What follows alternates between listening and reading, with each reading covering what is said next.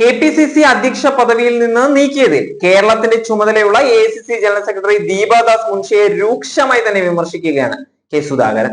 ദീപാദാസ് മുൻഷി ഹൈക്കമാൻഡിന് നൽകിയ റിപ്പോർട്ടിനോട് വിയോജിപ്പുണ്ട് എന്ന് തന്നെയാണ് സുധാകരൻ ആവർത്തിച്ച് പറയുന്നത്.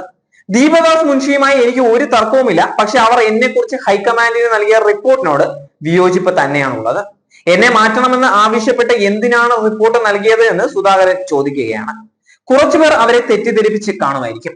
അതാരാണ് എന്ന് എനിക്കറിയില്ല. സംശയമുള്ളവരെ കുറിച്ച് പറയാൻ താല്പര്യവുമില്ല. DCCയിലും മാറ്റം വേണമെന്ന് നിർബന്ധം ഒന്നും തന്നെയില്ല. നിലവിൽ മികച്ച DCC പ്രസിഡന്റുമാരാണ് ഉള്ളത്. ഉദാഹരണത്തിന് കണ്ണൂർ ജില്ലാ പ്രസിഡന്റ് മാർട്ടിൻ ജോർജ് ഏറ്റവും മികച്ച പ്രസിഡന്റ് തന്നെയാണ്. എല്ലാവരെയും മാറ്റാനാണ് തീരുമാനമെങ്കിൽ അങ്ങനെ ആകണമെന്നും സുധാകരൻ പറയുകയാണ്. മുൻ KPCC അധ്യക്ഷൻ കെ സുധാകരന്റെ വാദം തള്ളിയിരിക്കുകയാണ് AICC.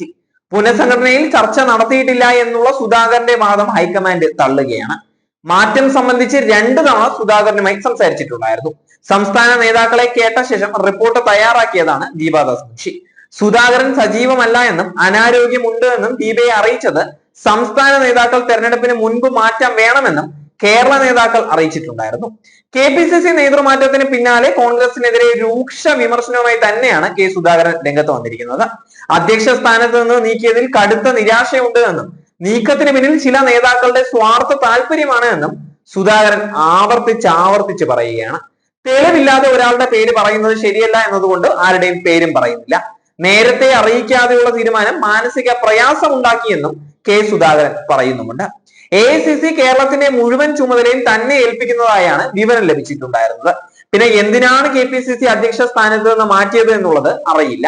അങ്ങനെ മാറ്റേണ്ടതുണ്ടായിരുന്നു എന്നാണ് കെ സുധാകരൻ ചോദിക്കുന്നത് തന്നെ. രാഹുലും ഖാർഗെയുമായുള്ള കൂടിക്കാഴ്ചയിൽ നേതൃമാറ്റം ചർച്ചയായിട്ടുമില്ലായിരുന്നു. തന്നെ മാറ്റിയതിന് പിന്നിൽ ചില കോൺഗ്രസ് നേതാക്കളുടെ വക്രബുദ്ധിയാണ് ഉള്ളത്.